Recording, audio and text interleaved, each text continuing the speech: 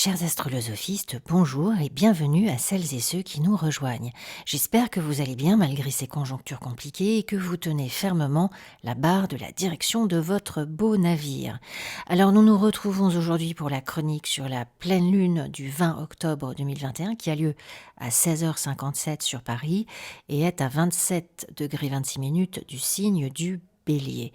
Elle est opposée à son maître, Mars, qui est à 23 degrés 20 dans le signe de la Balance. La pleine lune est toujours en trigone à Jupiter depuis la dernière nouvelle lune en Balance. Jupiter qui passe en mode direct le 18 octobre et se trouve à 22 degrés 20 du Verseau. C'est une journée intense que ce 18 octobre. Jupiter mais aussi Mercure repasse en mode direct et la lune entre en Bélier.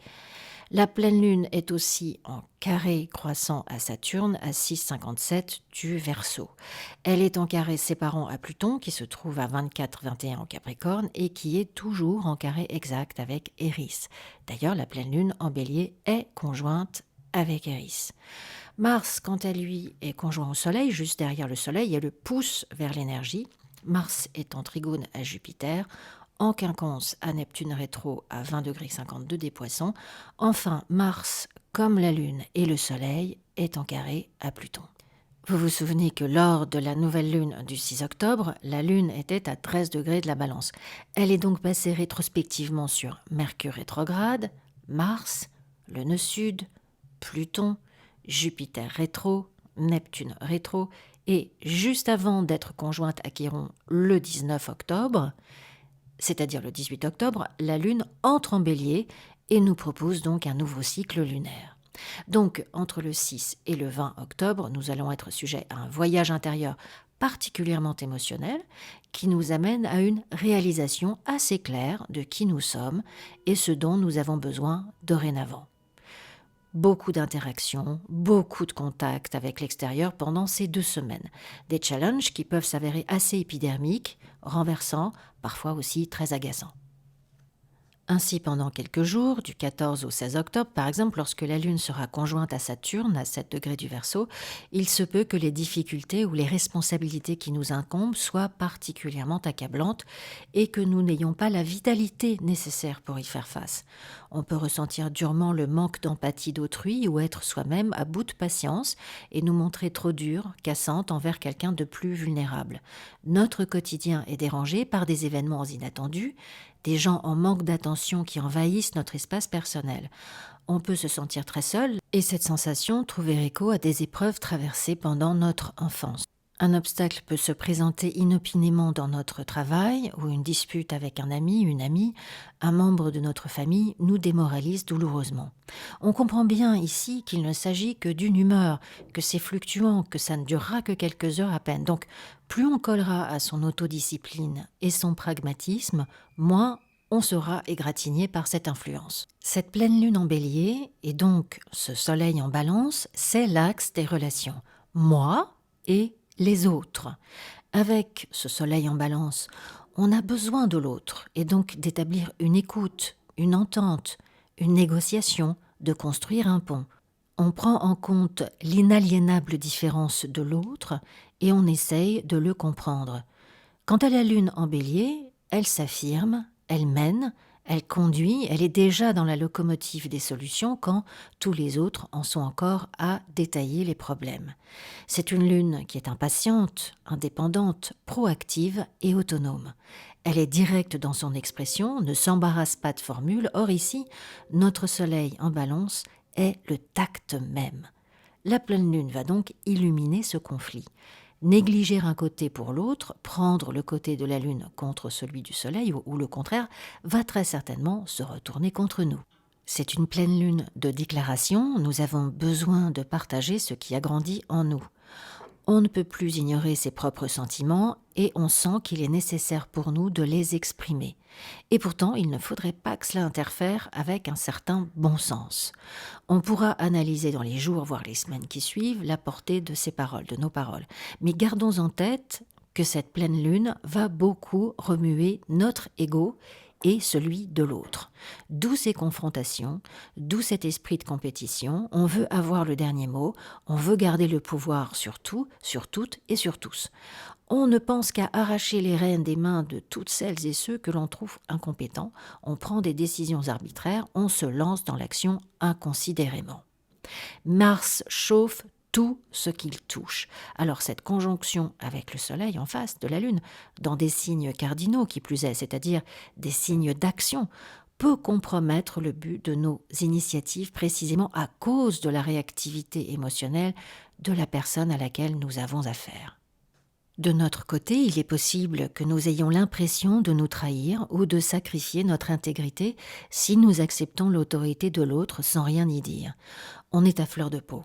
Les difficultés, les déceptions, les rebuffades aiguisent notre susceptibilité et voilà les portes qui claquent ou les engueulades ou les chagrins. Dans l'ordre du possible, tâchons d'être attentives à nos automatismes de rumination. S'il y a bien une tendance à rééquilibrer à cette période, c'est celle que nous avons de nourrir nos blessures, d'aller chercher des idées encore plus noires, encore plus douloureuses, de mélodramatiser. Je dis ça sans jugement, certains d'entre nous traversent des situations particulièrement difficiles, mais justement, cette lune en bélier pourrait mentalement noircir davantage le tableau. Soyons aussi particulièrement patients avec nos enfants pendant cette pleine lune, qu'ils soient agités, qu'ils nous tiennent tête, qu'ils s'obstinent dans leurs erreurs ou leurs torts, qu'on ne leur donne pas toute l'importance qu'ils mesurent avoir dans notre vie, c'est à nous de répondre calmement à leurs demandes d'amour, peut-être maladroites ou brusques, d'exercer notre maturité, notre pédagogie équilibrée. Parce qu'il est fort possible que l'on se sente vulnérable soi-même. C'est en apprenant à réconforter, à rassurer nos enfants que la même énergie rayonne à notre endroit et console aussi l'enfant que nous avons été. La pleine lune est très bien aspectée à Jupiter. Aussi, cette nouvelle méthode pourrait s'avérer exceptionnellement bénéfique sur le long terme. On est à l'écoute de l'expérience émotionnelle de l'autre. Depuis le 11 septembre, Mercure en Balance se frotte à Pluton en Capricorne.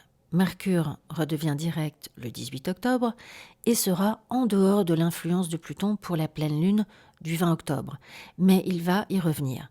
Du 26 octobre jusqu'au 9 novembre, les deux planètes, à présent directes, sont à nouveau en carré. On en reparlera bien sûr dans la chronique sur la nouvelle lune en Scorpion du 4 novembre. Mais gardez en tête que ce que Mercure éclaire ici, c'est la possibilité de comprendre la perspective de l'autre. Comment l'autre perçoit les choses différemment de moi. Toutes nos interactions avec les autres en ce moment, qu'il s'agisse de collègues, de clients, d'un membre de notre famille, d'un partenaire de vie, d'une amoureuse, d'un amoureux, d'une ou d'un ami, tournent autour du besoin d'améliorer notre communication. C'est le moment idoine pour s'intéresser à un sujet complexe ou qui porte à polémique, mais on fera attention à ne pas assommer l'autre avec nos analyses, notre théorie toute personnelle de la situation, parce qu'on peut devenir soi-même assez coercitif, assez lourd, peut-être sans s'en rendre compte, et obérer ainsi l'espoir que l'on avait d'une meilleure relation. Plus notre idée est extrême, plus nous essayons d'en convaincre l'autre, plus nous essuierons d'acerbes critiques et tranchées. Bien sûr, on peut aussi se montrer sur la défensive nous-mêmes, aussi faisons attention à ne pas nous retrouver dos au mur à force de reculer. Quelque chose d'extérieur à nous a le contrôle et cette situation fait remonter autant de souvenirs anciens que de comportements automatiques qui ne sont plus appropriés aux circonstances. Lorsqu'une planète personnelle comme Mercure croise la route de Pluton, il existe une dynamique de pouvoir. Ainsi, le carré peut révéler la puissance de Pluton et l'impuissance de Mercure. Bon, évidemment, avec Pluton en Capricorne, cette énergie est plus importante en famille, avec un personnage qui correspond à l'image que nous faisons de l'autorité. Alors, ça peut être le père ou la mère, mais aussi une personne pour laquelle on travaille si on en a une. Ce sont des individus dont nous suivons l'exemple, que nous admirons, dont nous respectons en tout cas le modus operandi parce que tout l'environnement le fait. Regarde comme elle a réussi sa vie, regarde tout ce qu'il a accompli, etc.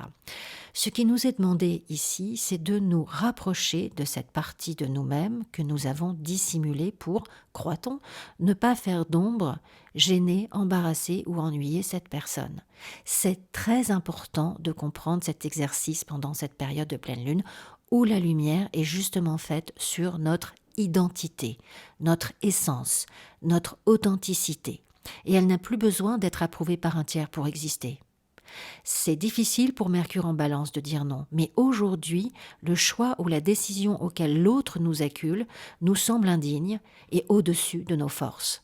Parce qu'il y a ce carré à Pluton, l'empreinte émotionnelle est assez intense, avec cette relation à laquelle on vit des épisodes d'impuissance, parfois même traumatisantes, où l'on peut vivre une situation d'abus, nous demande de créer un autre narratif, une autre façon de communiquer. Toutes nos habitudes comportementales dans la relation à l'autre nécessitent ici d'être changées. C'est à nous de raconter cette histoire, de l'observer et de réécrire le scénario là où il est douloureux, destructeur, malveillant. Ces énergies sont conscientisées à ce stade et nous allons pouvoir en faire autre chose de plus nourrissant. L'anatomie de nos actions, de qui nous sommes avec l'autre est disséquée et il existe une reprogrammation du sens du moi. Nous pouvons être beaucoup plus sagaces, voir derrière les mystères et dévoiler les secrets qui nous empoisonnent. Lorsqu'on est enfant, notre bien-être et parfois même notre survie dépend de notre façon de gagner l'amour de celle ou celui qui s'occupe de nous. Selon l'environnement, nous allons devoir nier et ou tenter de supprimer certaines facettes de notre intégrité, jugées inacceptables ou réprimandées pour pouvoir sécuriser notre quotidien. Lorsque Mercure est en carré à Pluton, c'est ce logiciel obsolète qui redémarre automatiquement. Mars en carré à Pluton réveille notre nature péremptoire mais modifie la façon dont on décharge notre agressivité. Il est possible que cette pleine lune nous révèle une colère, voire une rage, que nous avions jugulée pendant des années. Ce n'est pas forcément la personne qui a causé cette colère qui la réanime aujourd'hui, cela peut être n'importe qui, mais la mécanique est exactement la même. Pluton nous demande de transformer l'utilisation de cette colère, de la considérer, de l'adresser, d'explorer cette partie de notre vie pour en comprendre les ressorts. Lorsque Mars est en carré à Pluton, on peut ressentir cette colère, mais tout faire pour la nier, et ce faisant provoquer la violence des autres à notre endroit. Ce que l'on s'interdit, nous allons l'attirer chez l'autre. De toute façon, nier ces sentiments intenses provoque en général des comportements autodestructeurs ou beaucoup plus communs des maladies. S'approprier sa violence ne veut bien évidemment pas dire de l'exercer, mais une fois qu'elle est conscientisée, il nous est plus facile de trouver d'autres moyens d'utiliser cette énergie. Se lancer dans un combat juste, par exemple, ou alors commencer un sport pour lequel notre soif de revanche ou de compétition peut être étanchée. Évidemment, cette pleine lune parle beaucoup de nous en couple et de notre sexualité. Toutes ces planètes personnelles en carré à Pluton et opposées à Iris indiquent le besoin de se confronter et de mieux comprendre sa sexualité. En quelque sorte, on est forcé de reconnaître nos frustrations et nos difficultés. Cela peut être une rupture en ce moment parce que l'un des deux ne supporte plus l'insatisfaction acceptée depuis des années. On peut aussi, dans un autre registre, se révéler son homosexualité ou alors ne plus avoir envie d'aucune intimité pendant un moment. Il n'y a rien à juger ici, mais à investiguer ce message qui parle de nos besoins les plus profonds. Ce transit nous défie mentalement et peut mener à une crise, une catharsis ou encore l'expérience de sa propre psyché. Vous risquez d'apprendre que les besoins de votre ego ne correspondent pas du tout à vos vrais besoins, que l'on s'offusque ou monte dans les tours pour une confrontation qui en fait nous est viscéralement indifférente. On veut avoir le dernier mot pour la forme, pas pour le fond. C'est le moment de faire preuve d'intelligence, de maturité et de pédagogie avant tout pour soi-même, pour s'aider à grandir soi-même. Cela peut arriver comme une redite, comme l'énième recommencement d'une relation où l'on sent que son authenticité est menacée. Se poser alors la question, d'où est-ce que ce processus me mène ? Quel est pour moi le sens de cette expérience ? Je peux voir à présent ce qui se joue, l'analyser et me resituer pour pouvoir être totalement qui je suis avec tous mes talents et tout mon pouvoir. Je comprends que le donner à cette personne n'a pas fait avancer notre relation et moi encore moins. Reprendre mon pouvoir, c'est être seul responsable de moi-même. On pouvait aussi inconsciemment se comparer à l'autre et aujourd'hui avoir l'opportunité d'assimiler son propre courage, sa propre force, son intelligence et sa sensibilité aussi bien sûr. On est très honnête avec soi-même et l'on s'admet qui on a été et qui l'on veut être dorénavant. Aujourd'hui, l'opportunité nous est donnée de réécrire notre histoire et d'y inscrire notre place légitime. Très important, cette légitimité avec Chiron en Bélier. Le message de cette pleine lune signifie que là où l'autre n'est pas pris en compte, là où je ne suis pas pris en compte, c'est la porte ouverte à tous les abus. L'exercice du pouvoir doit céder à la loi, à l'équilibre, à la balance. C'est pour ça d'ailleurs que Saturne est en exaltation en balance. Avec cette pleine lune en sextile à Jupiter et le soleil Mars en trigone à Jupiter, nous aurons un courage magnifique qui nous permettra de tout surmonter. La force est avec nous, pour citer George Lucas, et notre action est efficace, nous fait progresser, avancer. Il existe certainement une aide précieuse dont on pourra déterminer le domaine en fonction de la maison dans laquelle a lieu cette pleine lune dans notre thème. Notre imagination est belle, notre optimisme puissant, et l'on projette l'image que l'on conçoit dans son quotidien. Il peut y avoir un voyage, des vacances ou une coopération professionnelle très bénéfique avec une femme. On a envie d'aventure, ou en tout cas elle ne nous fait pas peur, bien au contraire. Depuis la nouvelle lune en balance du 6 octobre, ce peut être aussi des affaires juridiques qui se règlent. Beaucoup de procédures judiciaires vont commencer ou être résolues pendant ces 4 semaines. Tous les contrats que nous avons signés peuvent être sujets à une révision, à une rectification, une réévaluation. Mais Jupiter trigone Mars peut signifier une période vraiment positive pour toutes les situations juridiques, surtout si elles concernent la maison, le patrimoine ou son auto-entreprise. Alors bien sûr, tous les signes du zodiaque sont impactés par les effets de la pleine lune, mais les personnes nées sous le signe du Capricorne les ressentiront plus que les autres. Si notre ascendant est un signe cardinal, Bélier, Cancer ou Balance, Pluton rétrograde va nous forcer à éliminer toute situation toxique en rapport avec notre carrière, nos relations ou notre vie à la maison. Si on a des planètes entre 23 et 30 degrés d'un signe cardinal, Bélier, Cancer, Balance, Capricorne, et jusqu'à 2 degrés d'un signe fixe, c'est-à-dire Taureau, Lion, Scorpion et Verseau, on est également plus en lumière de cette pleine lune. Voilà, chers astrolosophistes, cette chronique est à présent terminée.